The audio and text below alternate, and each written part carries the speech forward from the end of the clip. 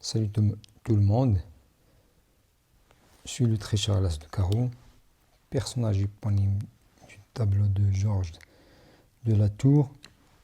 Voilà l'as en question. Je vous le rends, rendez-moi ma réputation. Je suis devenu honnête en travaillant au casino des CPGE. J'ai retrouvé le sens du mot travail parce que j'en fais maintenant l'expérience. Et l'enjeu, le grand enjeu, c'est le travail. L'équipe, ou bien les joueurs, vous les connaissez déjà. Donc soyez les bienvenus dans la troisième partie, dont l'enjeu est la peine, travail, peine, esclavage et libération. Donc on essaiera de voir comment le travail est émaillé de peine, puis en quelque sorte le travail tend à être un esclavage et en même temps comment à travers cet esclavage-là on retrouve sa liberté ou bien on s'émancipe ou bien s'il y a une possibilité de dépasser cet état d'esclavage auquel le travail condamne, puis pour se libérer ou bien pour s'émanciper. Donc le premier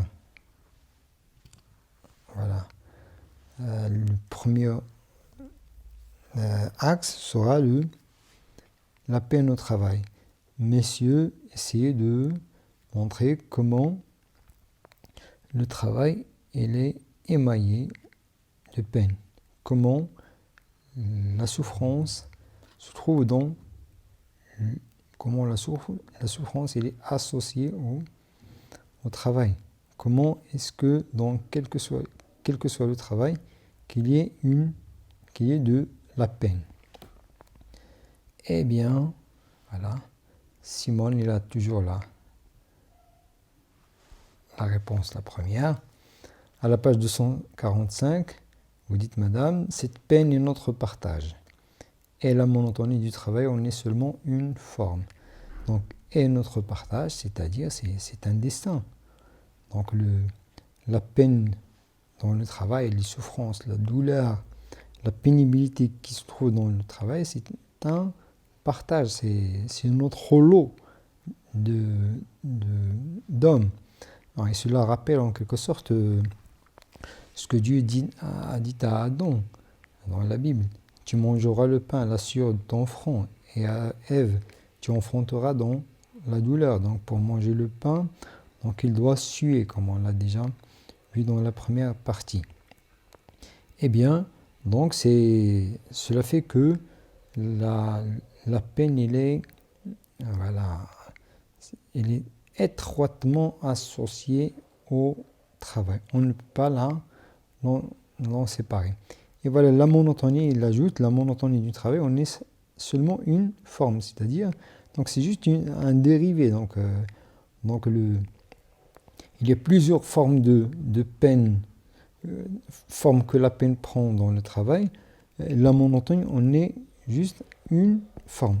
Voilà, on verra plus tard, ou bien dans d'autres parties, si l'occasion s'offre, de montrer les autres peines qui sont associées au travail. Donc ici, Simon Veil souligne seulement, on souligne une, c'est la monotonie, qui veut dire l'ennui, etc.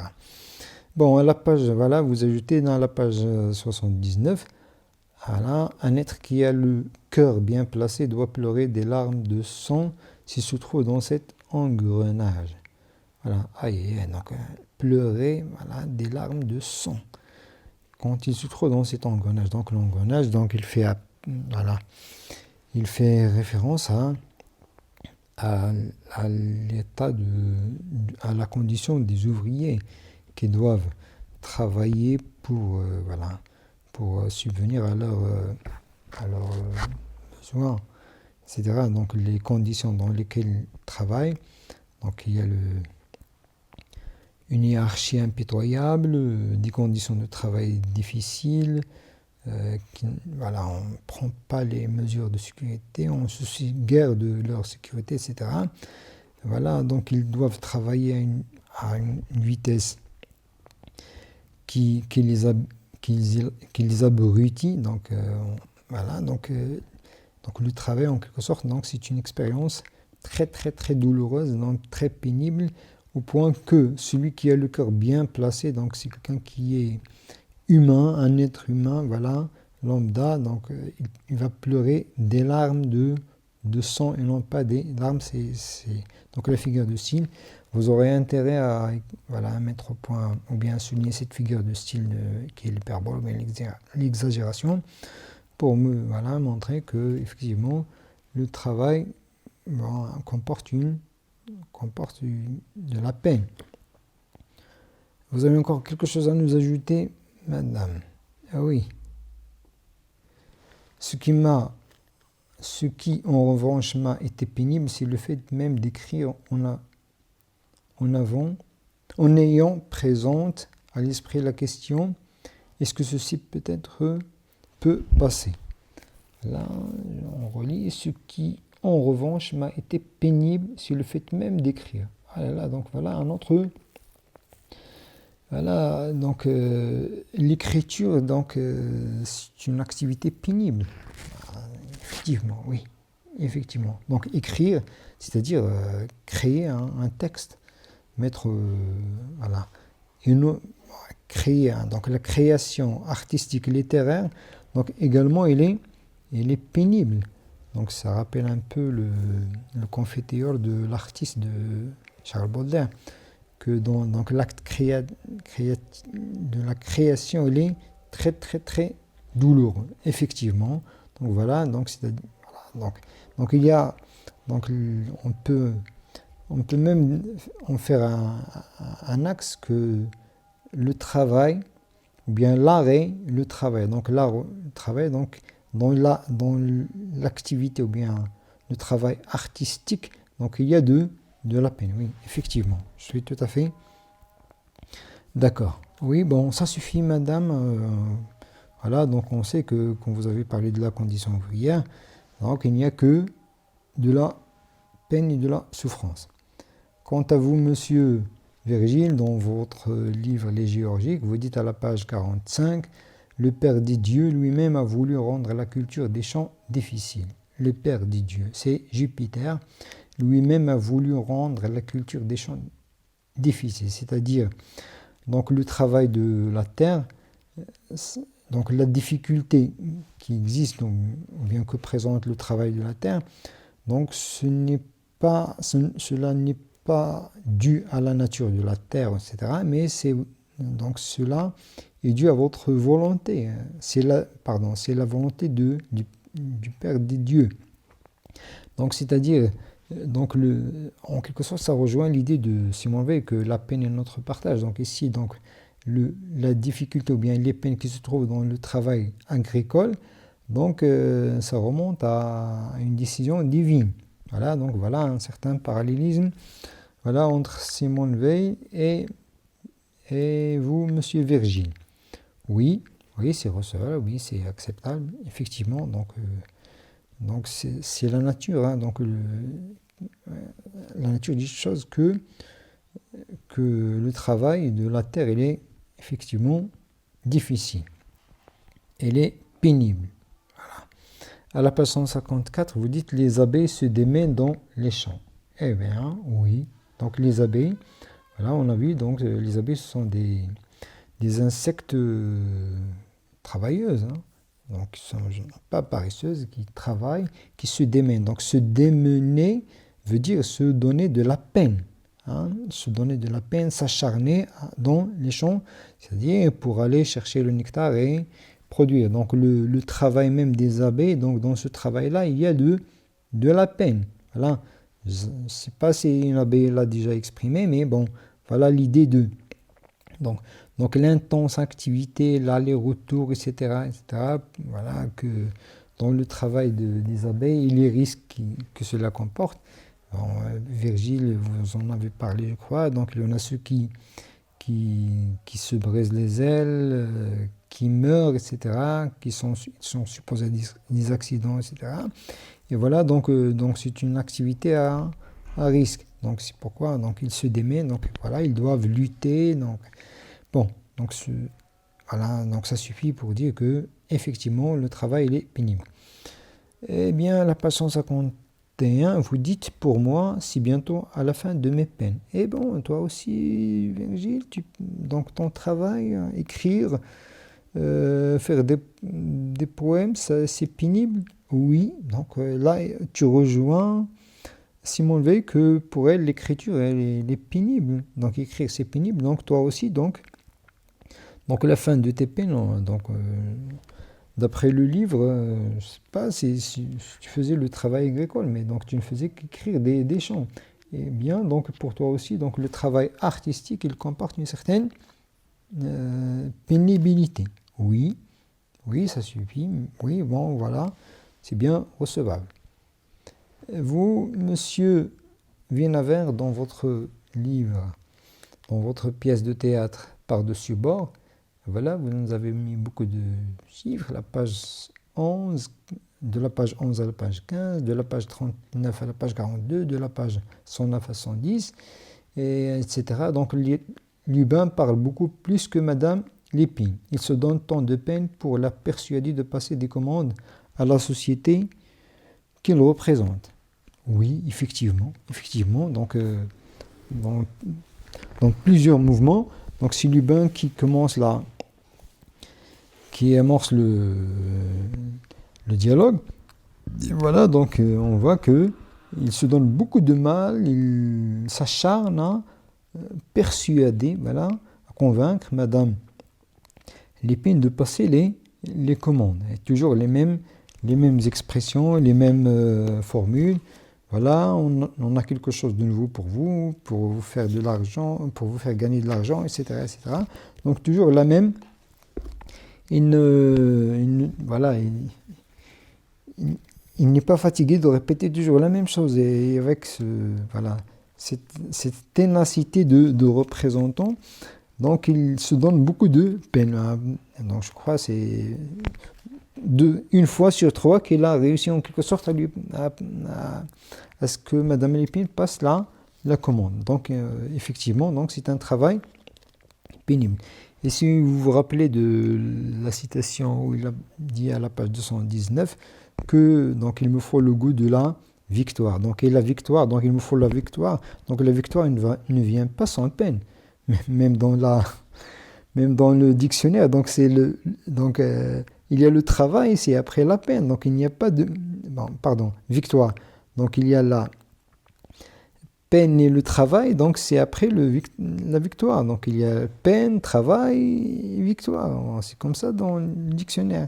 Donc c'est-à-dire la victoire ne vient jamais avant la peine. Donc il faut se donner, il faut travailler, il faut peiner, il faut souffrir pour qu'il y ait de la victoire. Donc effectivement, donc le travail, même si c'est un représentant, vous voyez les représentants des sociétés, ils viennent avec leur mallette, etc., avec une cravate, etc. Mais bon, pour persuader, beaucoup plus pour persuader les entreprises ou bien les acheteurs, donc ils se donnent beaucoup de mal. C'est-à-dire le travail, il est très pénible. Ils doivent toujours garder le sourire, etc. Donc c'est un travail effectivement pénible. Eh bien, voilà, vous avez encore quelque chose à ajouter. Donc, oui, à la page 101, plus d'une semaine que je me débat à coups d'expédients. Voilà, donc c'est coréen, je crois. Plus d'une semaine que je me débat. Se débattre, ça rappelle le même verbe, se démener, donc se débattre. Donc il y a quand on se débat, donc on déploie des efforts, on est sur la défensive, on essaie de subir des coups, donc c'est des coups, comme on dit, etc. Donc le travail ici, il est associé à la peine. Donc, mais la peine, il est associé au travail. Ou bien la peine, il est grandement incluse dans le travail. Si ce n'est là, si ce n'est le synonyme. Hein. Voilà. Également, à la page 37, les dieux scandinaves se sont saisis de Pasmar le malmène. Donc malmené. Donc les dieux scandinaves, ça n'existe pas. Donc c'est ce dont, je crois, le professeur Hand, ou bien le docteur Hand, le professeur au Collège de France, il a parlé. Donc il a parlé des dieux scandinaves, etc. La guerre des titans, etc., qui est alors ça représente la guerre économique entre les colosses américains et les entreprises, etc. Voilà, donc lui, il est malmené par ces dieux-là. Donc le fait qu'il est malmené, donc également Pasmar, c'est un metteur en scène dans la pièce. Donc lui aussi, il est malmené, c'est-à-dire dans le travail artistique également qu'il fait. Donc lui aussi, il est malmené, il souffre, il y a de la peine. Eh bien, voilà, donc vous trois messieurs, vous avez bien, voilà, justifié le fait que le travail, il est émaillé de peine, que dans le travail, il y a effectivement cette présence saillante de la peine qu'on ne peut pas cacher.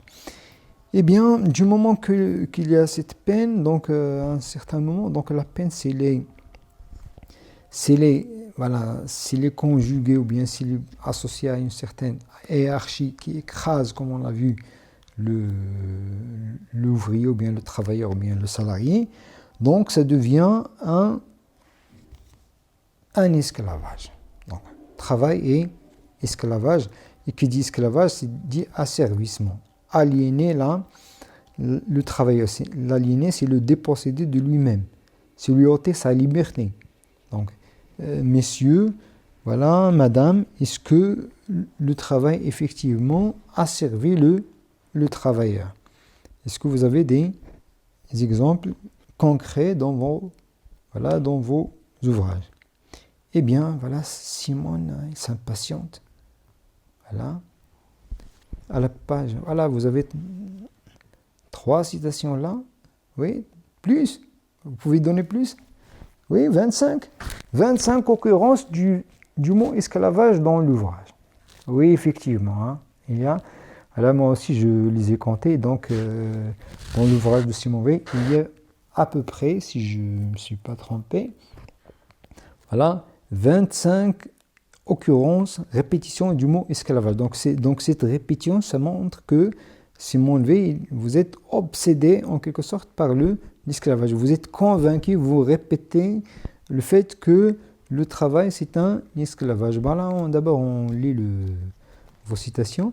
J'ai beaucoup souffert de ces mois d'esclavage. Eh bien, donc, c'est-à-dire votre expérience de travail à l'usine, donc c'est synonyme d'esclavage, et tu en as beaucoup souffert. Très bien. Il y a 2 facteurs dans cet esclavage, la vitesse et les ordres. Maintenant, voilà, donc vous expliquons en quelque sorte quelle est l'origine de cet esclavage. Pourquoi ceux qui travaillent dans les usines, ils sont réduits ou bien ils sont condamnés à l'esclavage. Donc la vitesse et les ordres, c'est-à-dire ils doivent travailler à une cadence accélérée, à une cadence élevée. Ils doivent faire un grand nombre de pièces en un temps record. Et puis les ordres, on a déjà vu, donc les ordres, ils fusent à tout moment, quand on a vu la hiérarchie, etc. Donc l'ouvrier, il vit toujours dans l'attente d'un ordre, et un ordre qui peut mettre sa vie en péril, des ordres qui sont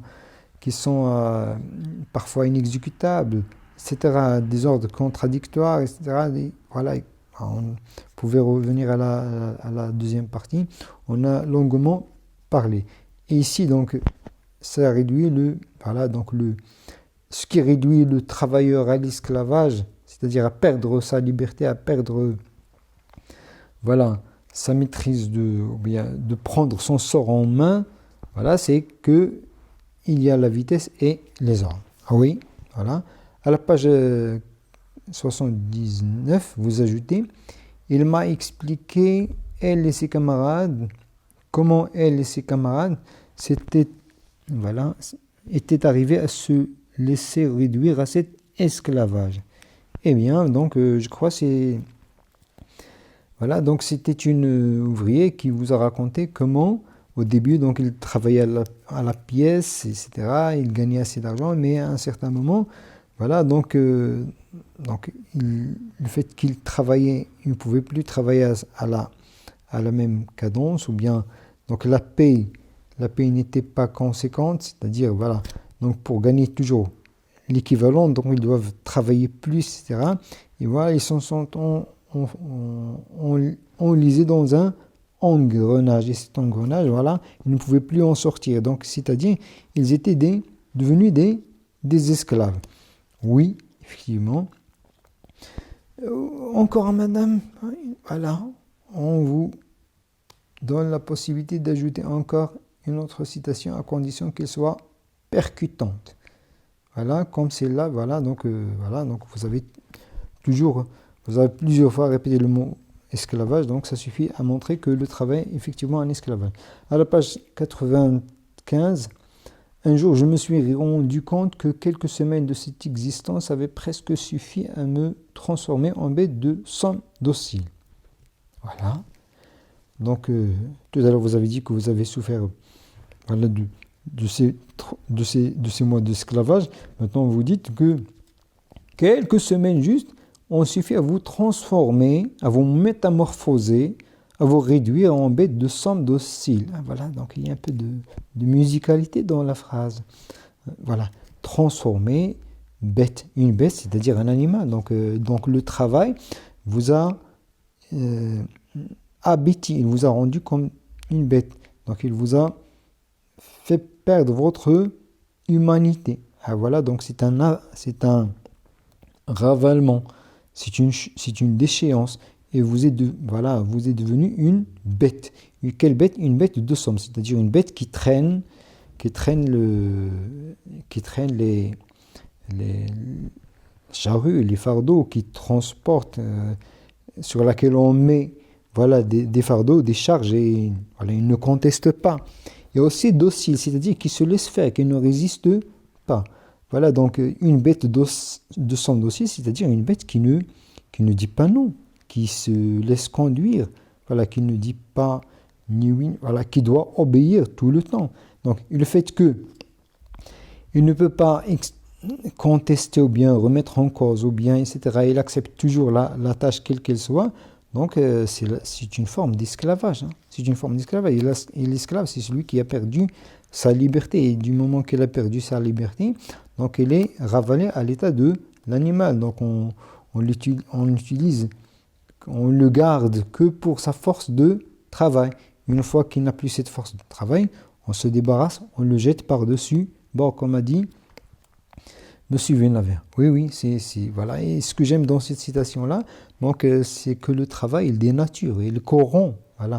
Donc il est corrupteur. Ça peut se développer comme axe ultérieurement, ou bien dans votre dissertation, que le travail, donc il dénature, il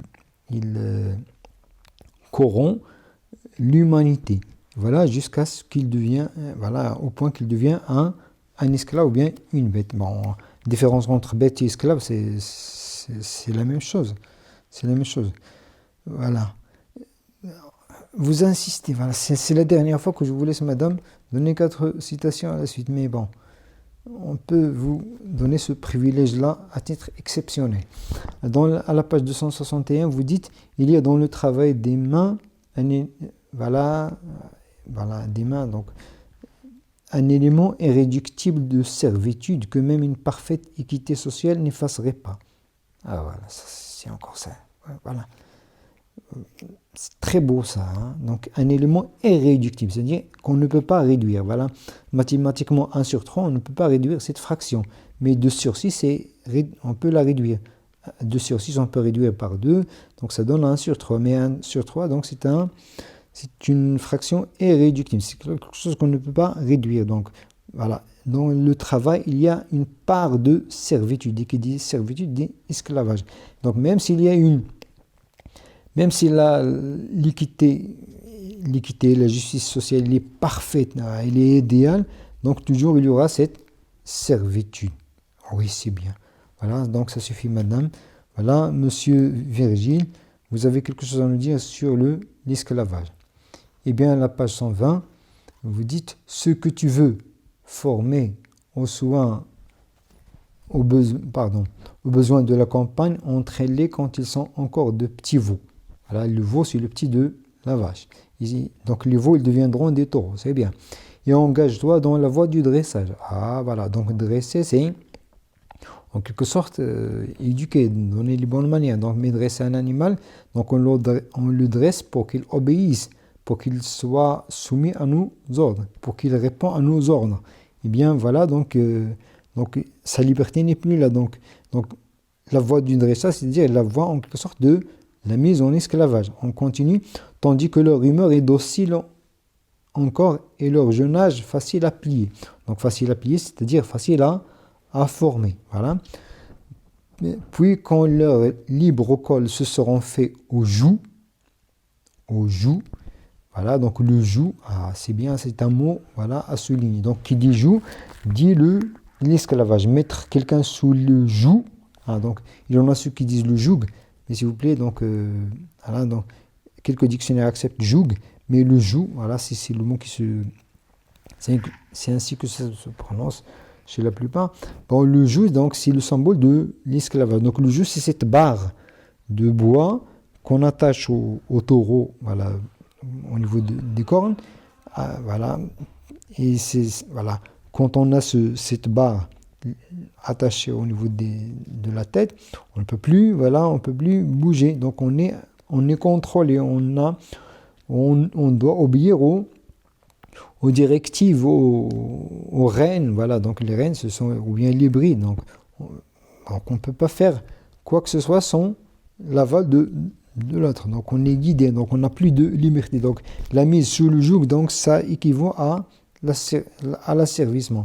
Attelle-les deux par deux, voilà, à de vrais colliers. Donc colliers et force-les à marcher de front. Et force-les. Donc force-les, c'est-à-dire donc forcer les taureaux à marcher de front, à aller devant, aller selon ta volonté. Donc c'est-à-dire donc tu vas soumettre les taureaux à ta volonté. Donc le fait que le taureau il est soumis à la volonté ou bien aux ordres, voilà, il est dressé à répondre aux ordres de son maître. Donc voilà, donc c'est une mise en esclavage. Donc ici le travail du taureau, donc c'est le symbole de l'esclavage. Oui, c'est bien. Encore quelque chose à ajouter, monsieur? Oui, toujours avec le mot joug. Oui, voilà. Et voici qu'il est temps de détacher du joug les cols fumants des chevaux. Donc également les chevaux, ils sont asservis. Donc voilà. Donc lorsque le travail a pris fin, donc on détache le joug pour qu'il se repose pour le remettre sous joug l'autre jour. Hein. Voilà. Donc il y a donc qui dit travail dit de l'asservissement de l'esclavage. Oui, monsieur Vinaver. Oui. À la page 17, vous dites, c'est le personnage passe mal, je dépendais et je dépends toujours de Madame Alvarez. Eh bien, on a vu cette citation quand on a parlé de la hiérarchie. Mais voilà, donc on va l'approfondir un peu plus. C'est le commandé qu'on va faire qui va, voilà, faire en sorte qu'il soit valable pour cet axe-là qui est l'esclavage. Je dépendais et je dépends toujours de Madame Alvarez. Donc je dépendais, donc, c'est-à-dire pendant toute la carrière de Passemar, donc il dépend, il est un subordonné. Toujours, donc ça accentue cette dépendance. Donc qui dit, voilà, c'est-à-dire, donc cette dépendance ne prend pas fin.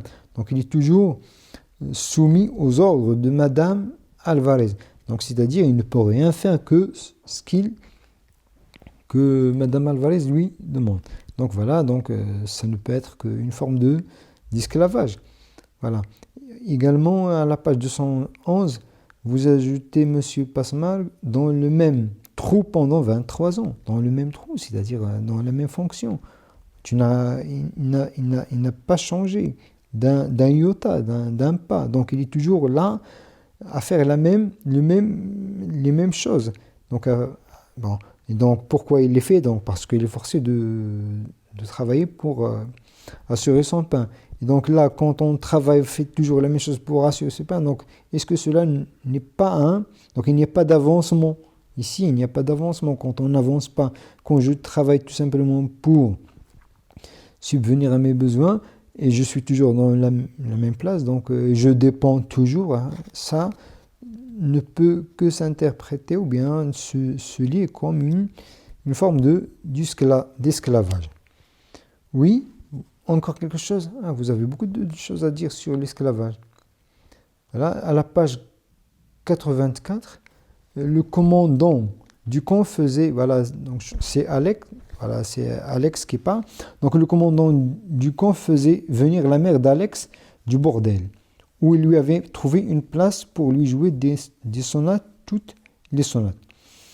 Eh bien, le commandant, c'est le commandant nazi. Voilà, donc pourquoi? Parce que Alex et sa mère et son père étaient des juifs, ils étaient au camp de concentration. Et la mère d'Alex, elle a été mise au bordel. Voilà. Est-ce que ce n'est pas de sa propre volonté? Donc il était mise, donc il était forcé de travailler dans un bordel. Un bordel, donc c'est le sexe contre l'argent. Et qui recevait l'argent, c'est le commandant, c'est les proxénètes. Donc c'est l'exploitation de l'homme dans ce qu'il a de plus sordide, dans ce qu'il a de plus bas, dans ce qu'il a de plus vil. Donc le fait qu'on... Donc c'est de l'esclavage sexuel. Donc le fait de mettre une personne au bordel, et voilà, donc ça c'est une affaire, c'est une entreprise quand même. Voilà, il y a de l'argent qui est derrière, qui coule. Voilà, qui reçoit cet argent? C'est le commandant. Est-ce que la mère d'Alex reçoit quelque chose? Non. Est-ce qu'il a accepté? Est-ce que c'est de son propre chef qu'il a accepté d'être mise là? Non. Donc c'est parce que il était prisonnier. Et voilà, donc c'est l'esclavage dans ce qu'il a de plus abject, exécrable. Voilà, c'est triste, hein, c'est triste. Et voilà, et le comble, il la faisait venir pour lui jouer des sonates. Donc la mère d'Alex, c'est une personne cultivée. Voilà, il jouait du piano. Et voilà, donc quand on joue du piano, donc en quelque sorte, il est professionnel. Normalement, il doit être payé pour ce qu'il fait. Et le monsieur, est-ce qu'il a payé? Voilà, n'en rêvez pas. Hein. Il n'a payé pas le crétin. Donc les régimes totalitaires, voilà, comme le nazisme, etc., donc ils asservissent les hommes, malheureusement. Hein. Et on verra même, ce n'est pas, donc Simone Veil, il va montrer que ce n'est pas tout simplement les régimes totalitaires, mais aussi les régimes capitalistes. Donc le capitalisme, il a en quelque sorte, lui aussi, il a asservi l'homme. Donc le fait de rêver, de passer du capitalisme vers le socialisme, etc., donc ce n'est que réaliser l'équité sociale, etc. Bon, ce n'était que des chimères, des illusions. Voilà, prouvons cet axe-là. Eh bien, du moment que je crois que vous êtes tous les trois d'accord sur ce point-là, que le travail, c'est un esclavage. Mais cela dit, est-ce que le travail ne peut pas constituer une libération, comme l'a montré, comme on a parlé Hegel, que le maître, dans la dialectique du maître et de l'esclave, voilà, donc le maître, voilà, à force de compter sur l'esclave, donc l'esclave, il a appris les techniques, il a acquis, voilà, des savoirs techniques, il se débrouille quand même. Et le maître, il ne faisait que donner des ordres. À un certain moment, donc le maître, il est devenu l'esclave de l'esclave. Pourquoi? Parce que s'il n'y avait pas l'esclave, il ne peut rien faire. Et cela a été bien illustré dans la pièce de théâtre de Marivaux, l'île des esclaves. Et bien, donc, à un certain moment, donc l'esclave, donc, il a acquis beaucoup de choses. Donc, il s'est libéré. Donc, à travers dans l'esclavage, il s'est libéré. Donc, est-ce que le travail ne permet pas l'émancipation du travail? Est-ce que le travail n'est pas libérateur? Est-ce que, Voilà, on ne peut pas considérer que dans cet esclavage-là, voilà, dans lequel se trouve le travailleur, est-ce qu'il ne peut pas conquérir sa liberté ou bien son émancipation. Simon Levé, voilà, toujours la première, voilà, donc il est enthousiasmé par le fait que, par le thème d'aujourd'hui, ou bien par la partie, pardon. À la page 95, vous dites « Je me suis juré de ne pas sortir de cette condition d'ouvrière avant d'avoir appris à la supporter de manière à y conserver le sentiment de ma dignité. » Je me suis juré, voilà, donc c'est un défi là. Hein. Donc vous avez pris un défi, ou bien vous vous êtes donné un défi de ne pas sortir de cette condition où vous êtes condamné en quelque sorte à l'esclavage, où vous avez connu, vous avez goûté à l'esclavage, vous avez appris à supporter de cette condition-là de manière à conserver le sentiment de votre dignité. Donc là, vous essayez de dépasser de cet état d'esclavage. Vous essayez de conquérir votre liberté dans cet esclavage. Donc c'est une lutte. Voilà. Et dans une lutte où vous comptez gagner, triompher. Mais j'ai éprouvé jusqu'au dernier jour que ce sentiment était toujours à reconquérir parce que toujours les conditions d'existence l'effaçaient et tendaient à me ravaler à la bête de somme. Donc ici, chaque jour, il y a une lutte. Vous luttez tout simplement pour ne plus rester cette bête de somme. Donc voilà, du moment que vous pensez cela, cela montre que le travail est une expérience, voilà, libératrice. Voilà, dans un autre lieu, voilà, je me rappelle que vous aviez dit, madame, que vous êtes sorti de cette expérience. J'en suis sorti bien différente. C'est à la page 56, ce n'est pas loin. Voilà. Bon. J'en suis sorti bien différente de ce que j'étais quand j'y suis entré, physiquement épuisé, mais moralement endurci. Voilà, moralement endurci. Donc cette expérience du travail vous a rendu moralement endurci. Donc voilà, c'est un acquis quand même. Donc c'est une libération relative. Voilà, on peut comprendre dans ce sens. Voilà une autre citation. Voilà, à la page 119, vous ajoutez « À mon avis, le travail doit tendre dans la mesure des possibilités à constituer une éducation. » Et voilà, ça c'est fort. Hein. Donc le travail, il doit tendre dans la mesure des possibilités à constituer une éducation. Donc voilà, l'éducation, c'était le thème de l'année, l'enfance. Et quand vous avez parlé de l'enfance, c'est l'éducation. C'est l'éducation qui nous permet d'aller de l'état de l'animal, de quitter notre animalité, c'est vers l'état de l'humanité. Donc, c'est-à-dire, et c'est l'éducation qui nous libère de cet état d'animalité. C'est l'éducation qui nous permet d'être homme. C'est l'éducation qui nous permet d'être autonome. Donc l'éducation, quand on est autonome, quand on est maître de soi, voilà, c'est ça le but de l'éducation. Donc on éduque, c'est pour être autonome, pour être maître de son sort, maître de soi-même. Voilà. Et le travail là, le travail il doit aller dans ce sens, à être une vraie éducation. Effectivement, l'éducation, ça permet de libérer, de rendre indépendant. Et oui. Donc là, on ne peut qu'être convaincu que effectivement le travail il constitue une éducation. Vous avez dit, je crois, quelque part que vous aimez, que vous appréciez les ouvriers qui arrivent à se donner une culture, parce que c'est grâce à la culture qu'on se développe, qu'on devient homme, qu'on devient conscient, qu'on a des lumières. Donc ici un peu il y a le Kant. Donc les lumières, c'est donner à l'homme, c'est permettre à l'homme de sortir de sa minorité. Donc sortir de la minorité, c'est sortir de l'esclavage. Voilà, dont il est responsable. Voilà, c'est Kant. Donc ici, le travail, il constitue une éducation, et l'éducation, elle est toujours libératrice. Oui, voilà, c'est convaincant, madame. Vous, monsieur Virgile, également, c'est à la page 47. Tous les obstacles furent vaincus par un travail acharné, par le besoin pressant en de dures circonstances. Ah là, ça a l'air voilà, d'une sentence. Hein. On a l'air de lire les maximes de La Rochefoucauld. Tous les obstacles, quel que soit l'obstacle, généralement, donc c'est une forte généralisation, furent vaincus par un travail acharné, furent vaincus.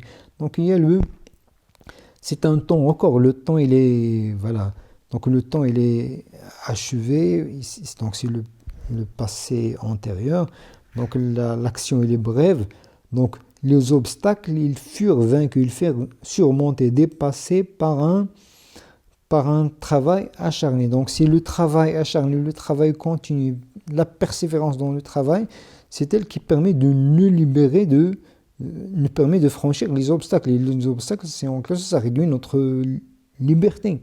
Donc la liberté, elle est réduite par les obstacles. Du moment qu'on franchit les obstacles, on a conquis notre liberté. Eh bien, donc le travail, c'est donc en quelque sorte, bon, ce n'est pas en quelque sorte, il est réellement libérateur.